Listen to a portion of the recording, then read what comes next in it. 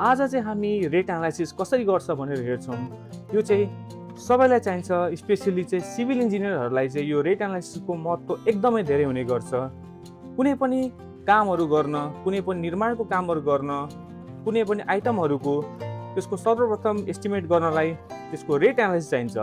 प्रति इकाइ दर कति पर्छ भनेर पहिले त्यसलाई क्याल्कुलेट गर्नुपर्ने हुन्छ, जसलाई हामी आज मोमोको एक उदाहरणको रूपमा लिएर हेर्छौँ। मोमो एक प्लेट बनाउन कति पर्छ, त्यसको रेट एनालाइसिस कसरी गरिन्छ, त्यो चाहिँ हामी आज हेर्न जान्छौँ र त्यसको final costing per plate of momo कति आउँछ हेर्छौँ।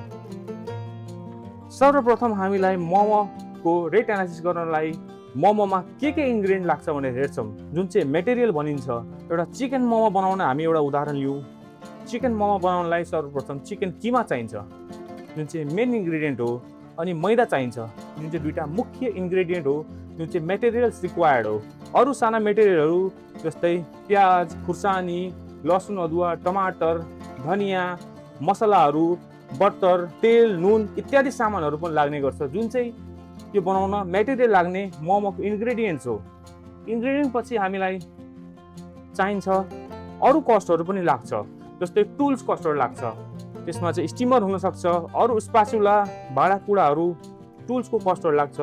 हामीलाई कुनै ठाउँमा बनाइरहेछ भने त्यसको रेन्ट कस्ट लाग्छ, पङ्खा, फ्रिजहरूको इलेक्ट्रिसिटी कस्ट लाग्छ, र हाम्रो 100% मेटेरियल चाहिँ युज हुँदैन र त्यसमा केही न केही वेस्टेज हुन्छ, त्यो चाहिँ वेस्टेज कस्ट पनि लाग्छ। र हामीलाई कुकिङ ग्यासको ग्यास कस्ट पनि लाग्छ। र अर्को मेन कस्ट भनेको हामीलाई म्यान पावर लाग्छ, त्यहाँ चाहिँ एउटा सेफ लाग्छ, हेल्पर लाग्छ, अन्तिममा हामीलाई प्रफिट पनि चाहिन्छ। र यति सबै गरेर चाहिँ हाम्रो टोटल कस्टहरू हुन्छ। अब यो भनेको के सामान लाग्छ भन्ने, तर अब कति सामान लाग्छ एउटा रेट एनालाइसिस गर्नलाई कुनै एउटा पार्टिकुलर क्वान्टिटीको हामी गर्छौँ।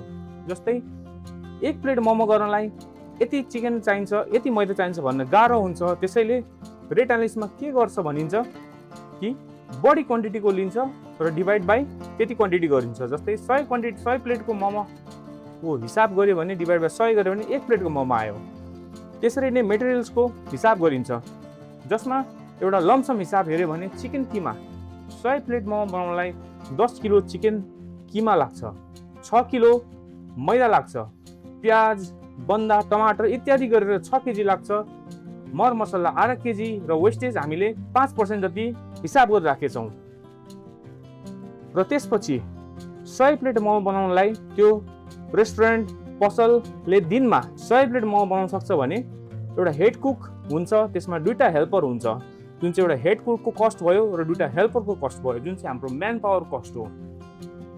र अरू कस्टहरू हिसाब गर्दाखेरि 0.25 सिलिन्डर भनेपछि 1/4 चाहिँ हाम्रो सिलिन्डर खर्च हुन्छ, ग्यास खर्च हुन्छ, बिजुली, पङ्खा, फ्रिज इत्यादि गरेर 10 युनिटसम्म खर्च हुन्छ। रेन्ट भनेको एक दिनमा 100 प्लेट बेच्छ भनेपछि दिनको 1 दिनको रेन्ट लाग्ने भयो, महिनाको 1 दिनको, जुन चाहिँ यसमा एड हुने कस्ट हो। र अरू टुल्सहरू पनि लाग्छ, र अरू मिसलेनियस खर्चहरू लाग्छ, जुन चाहिँ हाम्रो जे पनि पर्न सक्छ, त्यसलाई चाहिँ लमसममा राखिन्छ। र अन्तिममा कति प्रफिट राख्ने त? पर प्लेट मोमोमा 30% प्रफिट भनेको 100 रुपियाँमा सेलिङ कस्ट हुन्छ भने 30% और 30 रुपियाँ चाहिँ त्यसको प्रफिट हुन्छ, जुन चाहिँ बेच्ने अनरलाई। र त्यसै गरी हाम्रो मुख्य उद्देश्य भनेकै कन्स्ट्रक्सनमा, सिभिल कन्स्ट्रक्सनमा कसरी रेट एनालाइसिस गर्छ भनेर हामीले मोमोको उदाहरण लिएर हामीले हेर्न खोजेको हौँ। जस्तै हामीले यति प्लेट मोमोमा यति मैदा, यति किमा लाग्छ भने जस्तै नेपाल सरकारले पनि यो बाटो निर्माण गर्नलाई, ग्राभल गर्नलाई, कङ्क्रिट गर्नलाई चाहिँ यति सिमेन्ट लाग्छ, यति गिटी लाग्छ, यति म्यान पावर लाग्छ भनेर भनेको हुन्छ, जुनलाई चाहिँ नेपाल सरकारको नर्म्स भनिन्छ। र त्यो बालुवालाई कति पैसा दिने भनेर चाहिँ डिस्ट्रिक्ट रेटमा उल्लेख भएको हुन्छ, जुन पनि नेपाल सरकारले बनाउँछ, त्यो चाहिँ जिल्ला अनुसार फरक हुन्छ। र त्यसै गरी कुनै पनि सिभिल कन्स्ट्रक्सनको एस्टिमेट गर्नलाई हामीलाई यही दुईवटा चिज चाहिन्छ, एउटा नर्म्स र अर्को डिस्ट्रिक्ट रेट। यति भएपछि हामीलाई गभर्मेन्टले फिक्स गरिदिएको हुन्छ कुनै पनि सार्वजनिक निर्माण कामको लागि। अब चाहिँ हामी क्याल्कुलेट गर्नतिर जाउँ, प्रति प्लेट मोमोको कति पर जान्छ। यो चाहिँ हामी एउटा इजी टुलबाट गर्छौँ, यो चाहिँ नेप एस्टिमेटर भन्ने टुल हो। सर्वप्रथम हामीले एस्टिमेट गर्नलाई हामीले खोजेको के हो भनेपछि यो माथिको सबै भनेको सिभिल कन्स्ट्रक्सनको चिजहरू हो।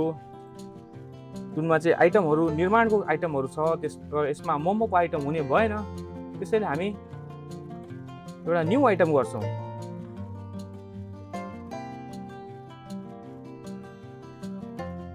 न्यू आइटम गऱ्यौँ हामीले गर्न खोजेको चिकन मोमोको एस्टिमेट हो। जसमा चाहिँ हामीले यो बटन थिच्दा रेट एनालाइसिस गर्न सक्यौँ। जिल्ला नराखे पनि भयो।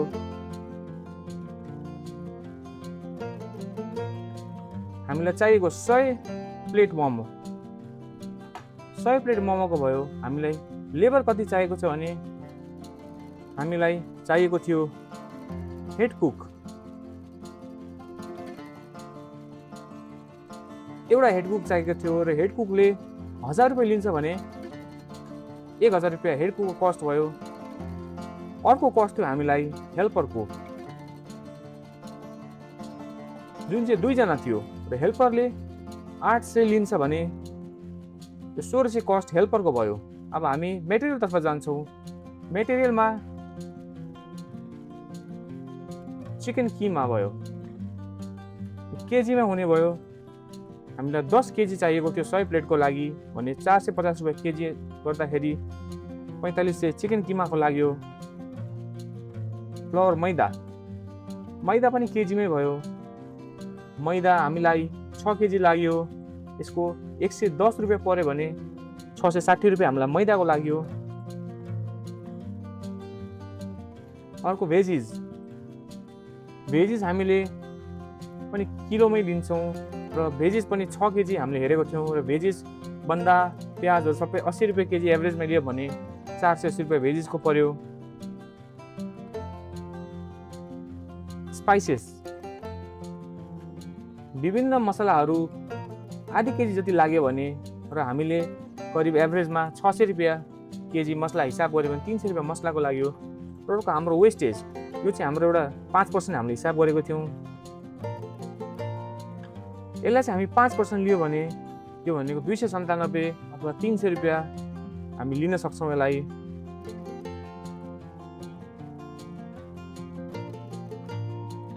300 रुपियाँको वेस्टेज भयो सामान। र अर्को हामीलाई इक्विपमेन्टहरू हामीले लिएको थियौँ।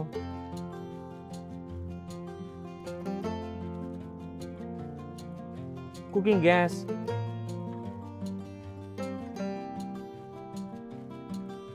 सिलिन्डर 0.25 सिलिन्डर लियो र 2150 को सिलिन्डर पर्छ भन्ने 530 रुपियाँ ग्यासको लाग्यो। इलेक्ट्रिसिटी युनिट्समा 10 युनिट्स लाग्यो। 14 रुपियाँको दरले भनेपछि बिजुलीको 140 रुपियाँ लाग्यो। रेन्ट 1 दिनको लाग्यो र दिनको 1000 रुपियाँ, महिनाको 30,000, दिनको 1000 रुपियाँ हिसाब गरेर दिनको 1000 रुपियाँ रेन्ट पनि लाग्यो। र अर्को मिसलेनियस खर्च जुन हामीलाई थाहा छैन, त्यसको पनि एउटा लमसमको हिसाब गऱ्यो भने